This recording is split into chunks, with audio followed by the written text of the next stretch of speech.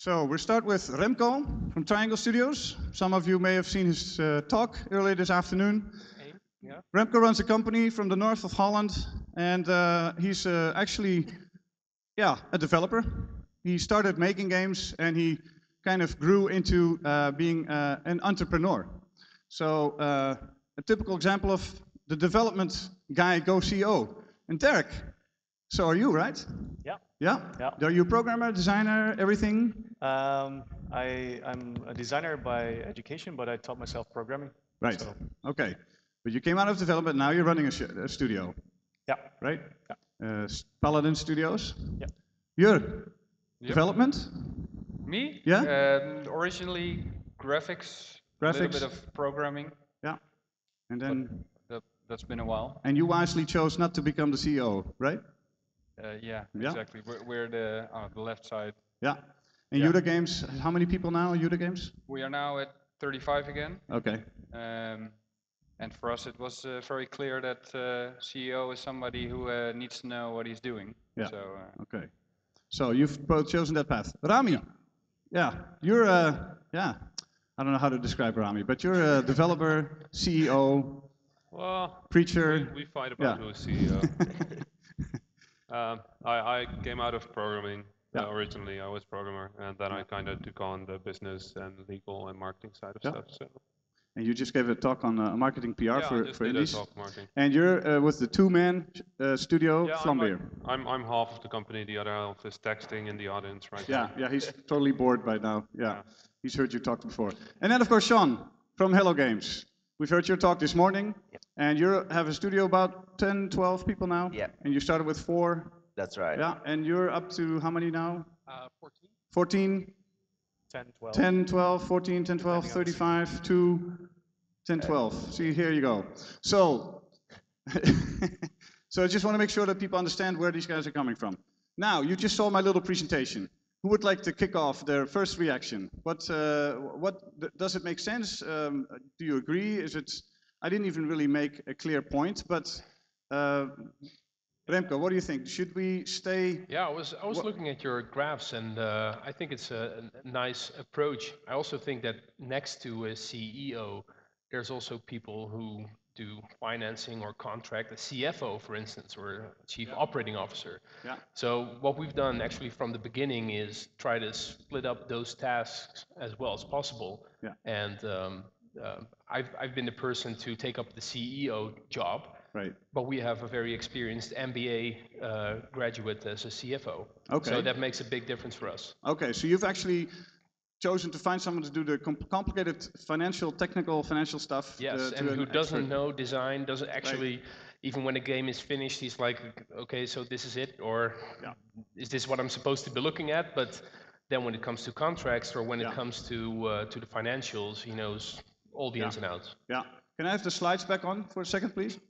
So I've oversimplified the business administration side because you're actually pointing a really important part of, I've lumped them all into one area, but this is a specific topic that's really important. And you've actually made it easier on yourself by finding someone to do that. Yeah, I think it also helped us, I mean, in the beginning, especially in the early days, we really didn't know what we were doing, especially when it came to hiring new people or paying taxes and whatnot. Yeah. And our CFO, Johan, he really helped us out with that. So it also kept us afloat for the first couple of months. Right.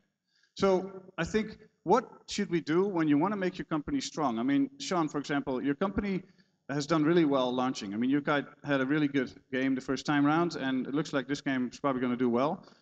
But it's hit-driven, right? Yeah. So what's your strategy? How are you going to make sure you're still around in 10 years? So you were saying about my reaction to your slides before I answer your question. Yeah, go ahead. Yep. I think 2 things that I'd say is, one, like, it's not necessarily everyone's aim to be 300 people. Exactly. Right? Yep. Or Good point. to be 200 people or 100 or 20 or whatever. Or 2. 2 is too big. You're always thinking about splitting. Yeah. We're always thinking about it. Constantly debating Downsizing. that. So there's that side of things, and actually, if you look across a lot of the games companies at the moment, big size doesn't necessarily mean that everyone's better off, Right. or that that company's worth more, or whatever. That's not just. I mean, that's across the board. You look at like a lot of the companies that have sold recently, like OMG Pop or Instagram or whatever, have been like tiny little companies of 10 and 12. I'm not saying that that's what we're doing, Right. but if you look at a lot of the companies that are out there at the moment, it doesn't necessarily equate. That world is gone a little bit now. Right. It used to be that AAA publishing meant you had to have 300 people to be worth anything. We don't have to anymore, right? Yeah. But also, we are hit driven. Yeah. Definitely. And I agree with that. But also, you see all the time that AAA, 200 people companies, seem to be really hit driven as well. Like, as in they will make one bad game and then the company will shut down. It is so common right now that they will just have 200 talented people, but for some reason it gets bad reviews, it doesn't sell, and then a couple of weeks later it's announced there's huge layoffs or it's shutting down or whatever. But for a minute, when you left Criterion, how many games are they making at the same time? Actually, we had been making 2 games and it's gone back to a 1-game company, which is it's strange, but generally the aim would be to make 2 or 3 at the same time. To spread the risk, right. Rami, you want to say something? Yeah. I actually think that could be an argument for staying small and flexible. I mean, it's really easy to not be particularly hit-driven when your costs are as low as ours. Well, they always stay that low. Well, the burn rate of Vlambeer is probably like less than a sixth of any other company that is sitting right here. We barely spend anything. So we can just, if we make one game that earns a bit of money, we can just go for a year or 2 years and just have fun. Right. But when you saw that little, taken into account the little drawing I started with, do you plan to maybe have a family someday? House, station wagon? Yeah, no, definitely. I don't like station wagons, but no, definitely, no. Vlambeer has always been sort of a weird thing because when we started, we were absolutely students and we lived on like, what was it, 200? And we ate noodles, so 200 euros a month. But we kind of quickly started to realize that we would be done with our studies like pretty quickly. Right. So we sort of grew our salary along with our standard of life, and like I said, our burn rate isn't high. It's still like it's nothing compared to these other guys. So we have to make one game that sells well, and then we have 2 years to make whatever. And we don't make one game in 2 years; we make 12. Right. Okay. So you have a way to work with that, and your expenses are definitely higher than when you were a student. But it's still very manageable. Maybe twice as high, maybe 3 times as high. But where do you think? What's your strategy for 10 years? Say you do have that house, and say Jan Willem and Kitty have 25 children, and they have 2 station wagons, and you, I don't know, well, I don't know what your plans are. But if he wants 25 children in a station, that's not really my problem. He just gets the salary. You just get whatever. So they all get noodles, right? I mean, we don't really have a 10-year plan. We'll just see where it goes from here. And that's also one of the reasons we're not growing. We just don't want anybody to have to depend on us. Right. Like we depend on ourselves and our own work. Right. And if we want to do nothing for a year and just have fun, we'll have fun for a year. And if we want to do something else and I get bored of that guy or he gets bored of me or we kill each other or something, we just want to. That'll be a story. Yeah. Oh, that will happen eventually. Like one of us will die. Okay. Another voice, you guys have been around for a while. You started with maybe 1, 2 games, and you built the company. You started making more games at the same time. You found clever ways of maximizing your process, being smart about how to use stuff. What can you say on this? What's your strategy? I think a game company is no different than any other company in a way. And every company has certain growth pains at certain amount of people, and it's mostly fixed. It's around 10. So we started out with 2-3 people, and then at 10 you hit the first roadblock, and that means you need some finance to go with it, or you need some manual for the personnel, stuff like that. Small things you can arrange. Right. Second stage is 20, and that's a little bit more complicated. You have to do other more complicated stuff with contracts, things like that. We also have been at the 60 block, which is actually the biggest. You guys have been up to 60? Yeah, we've been up to 75. We had another studio. Wow. And that was really the biggest one, because then I mean 60 people depending on you. It's when we went on a company trip, when you look back, you see all these people with all these wives and kids, and it's pretty terrifying actually. Yeah. Actually after that we decided to take in a CEO. Yeah. And you know, the guy just knows what he's doing on a high level. Yeah. So first thing he did was add business development, add CCO, commercial officer. We have a controller now. We have Controller does money stuff, right? Money, financial, technical. it's money and financial, but also business development and also contract management, for example. Okay. I've signed some really bad contracts in the past. Okay. And So you learned the hard way. You know, and the fun stuff is because I do like the picture with the army guys. But actually, the more organized you get, the more room for creativity arises if you do it in a proper way. Right. And because it came from, in our occasion, from a company with 2 guys, me being one of them, from the creative side, we managed to take it up to a certain level. But then you get all blocked up, and you are working daily and nightly on stuff that you didn't study for, or you know, you teach everything yourself. Yeah. And now all of a sudden these guys come in, you know, CEO, biz dev, CCO, and they really know what they're doing. Yeah. And that I'm like, oh, this is really great. Okay, so you like that? I really do, yeah. And but did they ever come in and say, hey, you're all this nice, all this game, but we should start making these types of games because they make a lot more money? Did that ever happen? Yeah, but it happens all the time. But weren't you afraid that you were?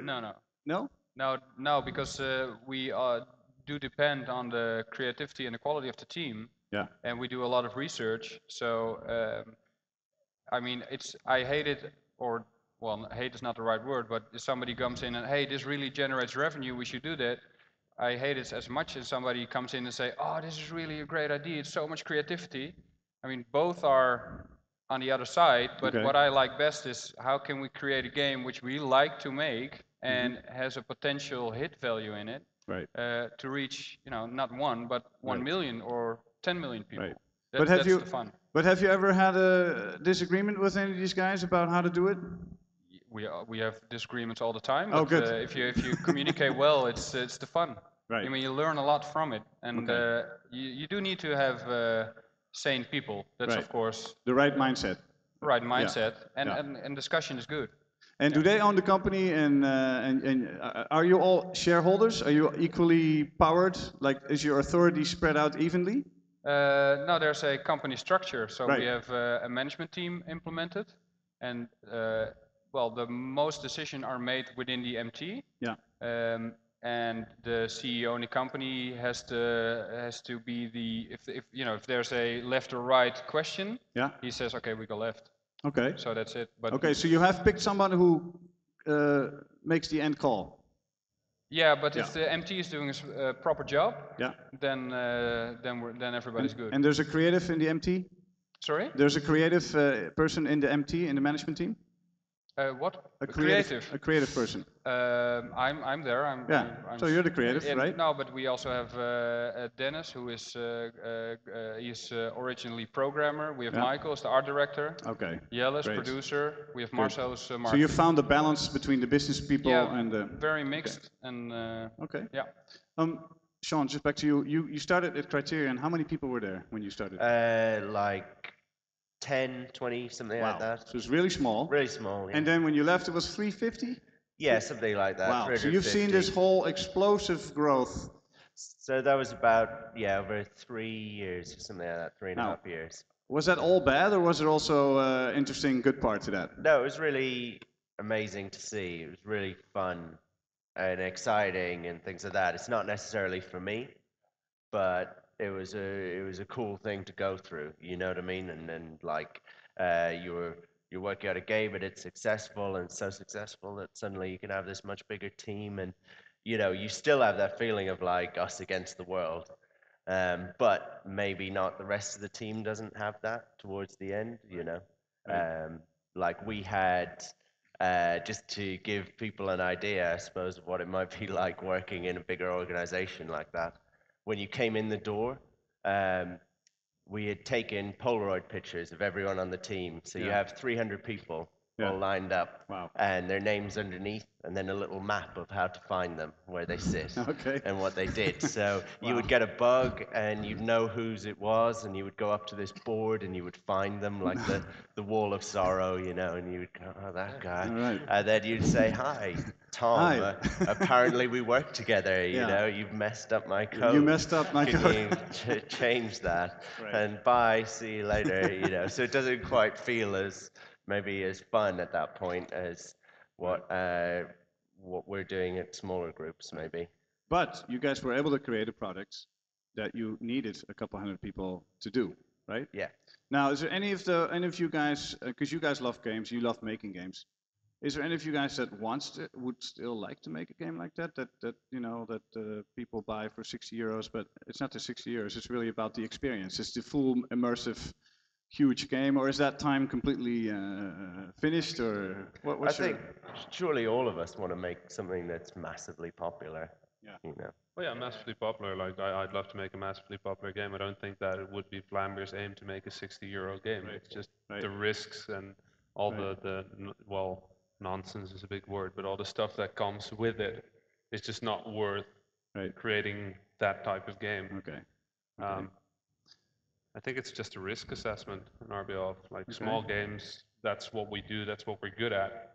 Yeah. That's what we want to get better at. So instead of making bigger games, we just focus on like doing what we do better. Yeah. And we can perfectly do that with 2 people. Like our team has been bigger than 2 people. We've been like 14 at some point where we're just freelancers. Join artists, in. Music, audio. We don't work on one project at once because we're idiots and we work on 6 things at once. Okay. And then you have like freelancers for every project. And like Vlambeer scales up and down, but the core team is always 2, so that if at any point we just go like, well, you know, we're a bit tight on money, we can just go like, sorry guys, you know, thanks for the work. We'll just go make a Flash game now. Okay. Luckily, that has like seriously never happened in like the entire length of Vlambeer, but we have this plan in place that if ever our funds go under 6 months of continuous full paid work, that if we ever go under that boundary, we just instantly switch whatever we do to what's the fastest way to get to funds. And do you think this will ever change? Do you guys will always think this way, or you don't know? Well, I mean, it's fun. We're having fun. That's like the important the main thing, right? We have fun and we can pay ourselves like really well. So I mean, it's not that we do it because we don't need to. We can perfectly live on what we make right now. So we can spend the other money on other stuff. As long as I can pay myself and invest enough money into the next game, then you're fine. I'm perfectly fine with this. Derek, what's your where do you think you're going in 10 years? Where we are going in 10 years? Well, it's I find it hard to predict the future when it, you know, hasn't happened yet. Is there a game that you still want to make? This huge dream project? We have currently we are kind of bridging the gap from going from a service provider to a product development company. Okay. So in 10 years, I would like that bridge to be built. Yeah. What do you mean that? Can you give an example of what you mean by that, from service provider to products? We do projects for clients right now, and that's where we make the most of our money. So that pays the bills and the salaries. Yeah. And every cent that we make in profits, we reinvest that in our own product. Right.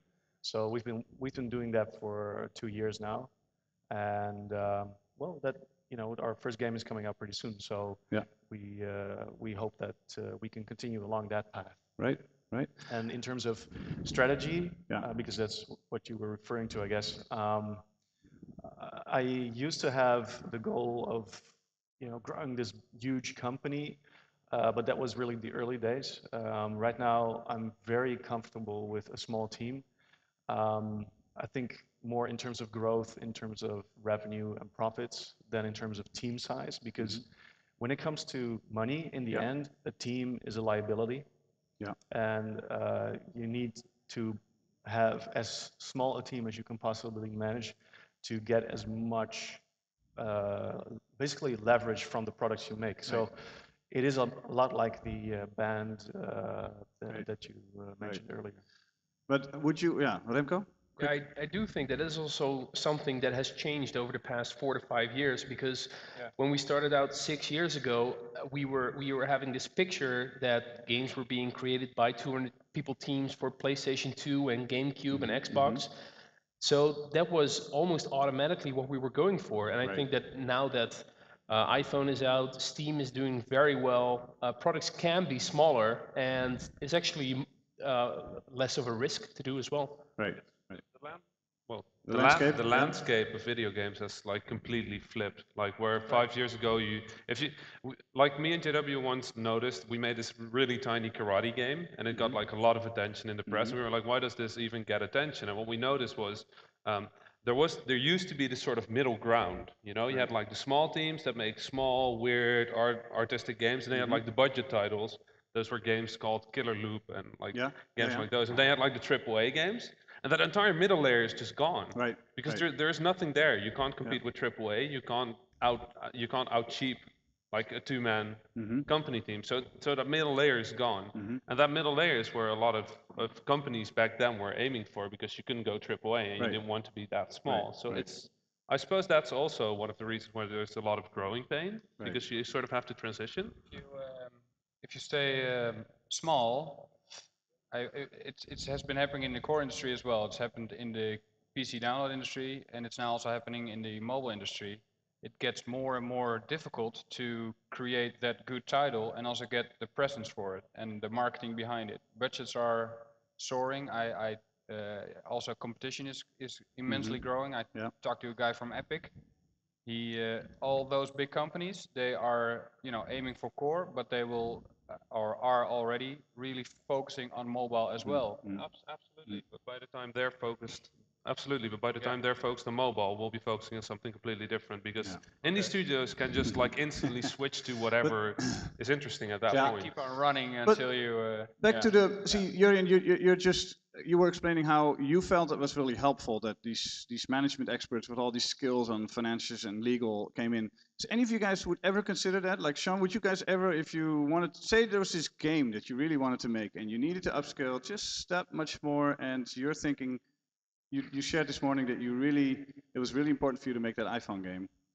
And say there's this game where you all have to be 100% CEO, no more fun stuff, only Excel sheets and other crap. Would you consider teaming up with someone, and then considering that's somebody you can trust? Yeah, no, I'm not like totally against the idea of this business guy, you know. Like when we published Air Danger, we actually had to become publishers on PS3, and we had to like sign a 60,000 word contract kind of thing, which is like a novel in size. And when you're looking at that kind of thing, you think, yeah, I didn't get into games for this, you know. But for me right now, it doesn't make sense to have that guy. And I, as we've talked about before, like I don't want to hand over the keys to the to these core decisions. Exactly. Like it's sort of logical that if it outgrows like your knowledge, that you get someone to check it. If I get a contract and I have like no clue what it's saying, like I won't just go like, well, whatever, done. I will hand it to a lawyer. And just go like, well, can you check this? And if my accountancy is ever that, I go like, well, maybe I could save some money if I put this in another box. I'll just send it to an accountant friend. Just go look at it. It's not like we don't ever reach out to people that know that stuff. It's just that we don't need them all the time. So why would I have them on my core team? But as well, part of my, I'm sure it's the same for you guys, like my informed decision making is based on like what I play, what I like. Like I like this type of game on iPhone, so I would love to play this, so I will do this. Whereas right now, that keeps us really flexible. That stops us from getting into what you would normally see happen, where we'd have a game that would be successful, and then suddenly we're doing it on, BlackBerry Playbook or something like that for no reason, for tiny advances, for just we'll get this money and it's all business. You know what I mean? And it's not all business for us. It's making key titles, and loads of the successes in the indie world Right. over the last few years. Yeah. Well, I can't think of any of them that have been made for like business reasons. No, you no, know? no. And I don't want to. I mean, I don't want to emphasize that making money is or business is the reason. It's just more like, can you? What I'm trying to say is, can you, with help of a business person, make a better game or the game that you wanted to make? And Right. there's not to keep talking too much. That's fine. But you guys have probably found this, that you need if you're negotiating a contract or something like that, it's really useful to have those two sides of the brain, right? To have that creative guy who, when somebody suggests something on the phone, says, Right. I love it, that's a brilliant feature, we'll put it in. And also to have that other grumpy business guy who says, oh, well, that's going to cost you more, and that's going to, and to try and fill both those roles is really difficult. Yeah. It's funny though, because that is basically what Vlambeer is. I mean, I try to take the business perspective on things, and he tries to keep the creative perspective. And I try to keep JW as far away from like all the business considerations. And in exchange, like, he has this really pure creative vision that is not muddled by holy shit, we need money. Like, I'll just make we'll just work something out that works. Okay. See, the thing is, I just want to see. There are people here in the room that I know want to start their own company. Is there anyone here who wants to start their own company? Can I just see some hands? Yeah. Now, is there anyone here that wants to start a company which, in maybe 5 years or 10 years from now, can make an Assassin's Creed? I don't know. Anyone? Yeah, Jan Willem? Great. Okay, so there's no desire to become that big. Okay, fine. Well, so the Netherlands will, size? yeah? I mean, what is size? I think, size is not necessarily about the production value of a game. There's a lot of, I would almost say, honor in making good games that have been designed well. Right. It's, you don't have to build a multinational chain of hotels to run a good bed and breakfast. It's kind of, I guess it's kind of like a lifestyle business in a way. Yeah. No, I understand what you're saying. It's just that I'm trying to think. There are some games that you just have to. Let me put it the other way. There are certain games that are really fun to play, that we all really enjoy, that take a huge effort and a really big budget. True. That's not wrong. Yeah. It's not wrong. It's also not wrong to make small games. The thing is, in the Netherlands, it's the future that we have here, going to be lots of small companies making beautiful indie games, or is it going to be, are we going to have any more guerrillas in the future? I'm just curious. Well, realistically, if you have a bed and breakfast or a grocery store and a big hotel opens right next to it, or Albert Heijn, you definitely have a problem. And that's where the analogy ends, because it's all about design. And actually, I was looking at this picture, and I think the key to this is if you leave out the IT and the arts, then you have this keyhole. Yeah.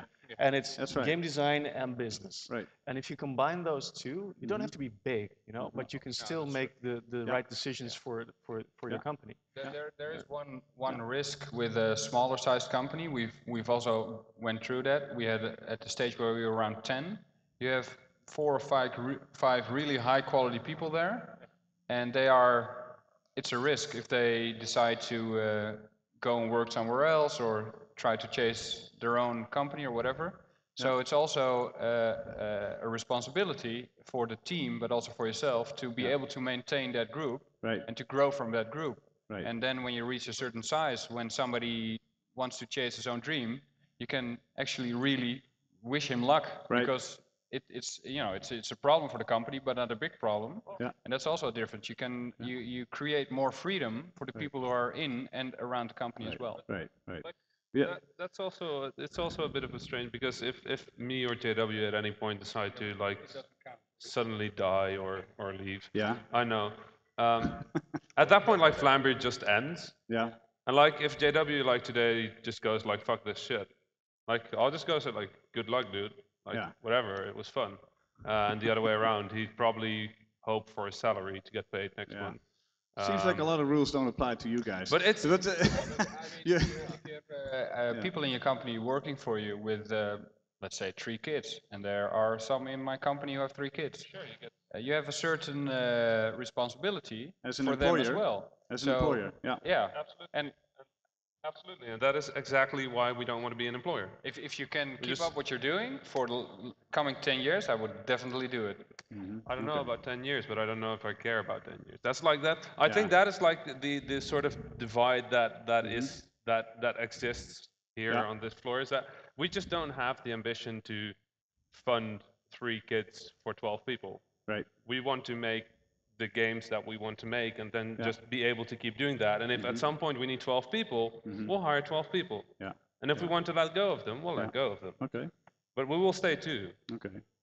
Cool. Oh, that's right. Oh, that's already in the planning. Yeah. So next year, Thanks. Next year the game plan is to buy EA and Ubisoft. Okay. Good. Okay. Well, next year we'll be talking about that. So, Derk, yes. All right.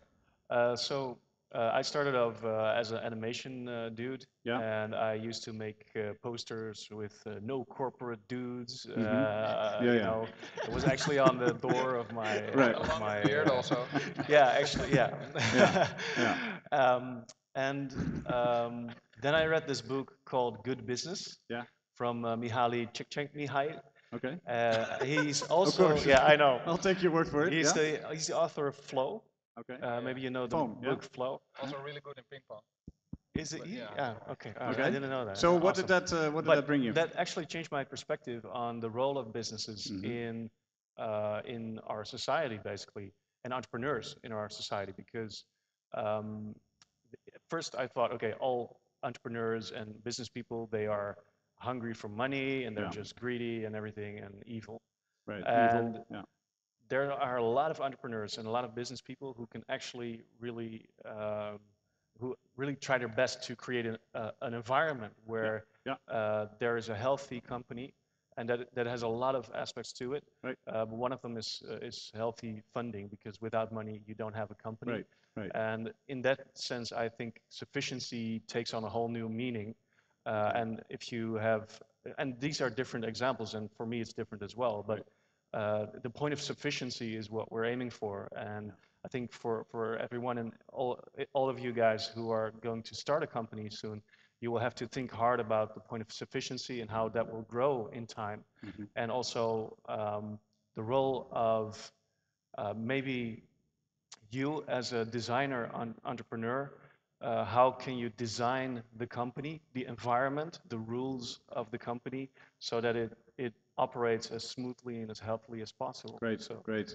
Thank you for that, Derk. That really makes sense. I think that's a really good place to end. I just want to, as a closing statement, because we need to wrap up. If you look at these people here, and some of them want to start when they're out of school, their own company, can you just give all of you one word of advice, one major golden tip? Oh man. Let's see. Sean, you've been thinking about this for a while, right? No. Do what you love. I think the key thing for me is that, like, in this vibe between, you should have a business guy and you shouldn't, and we're maybe resisted. I'm not totally resistant to it, but what I'm worried about is people thinking about a business-driven, a commercially driven business. We're creatively driven, right? That's what we do it for, and we hope we're going to get amazingly stinking rich and all of those kind of things. But we are, even if we bring in a business guy, we're creatively driven. And you look at a lot of actually really successful businesses are creatively driven. And you look at, like, Apple, the biggest business in the world, had Steve Jobs at the head, was obviously very creatively driven. So that's my thing in starting up. You've got to have your creative focus. You can't start with just Can it pure be both? business Can it be focus. creatively and business driven? Yeah, I think probably a lot of people are. Molyneux is obviously famously kind of creatively driven, but in the background is very business focused too, and has like a very sharp business mind, I think. Right. But this makes sense. Thank you. That's a good. Rami, what would your closing tip? Your closing.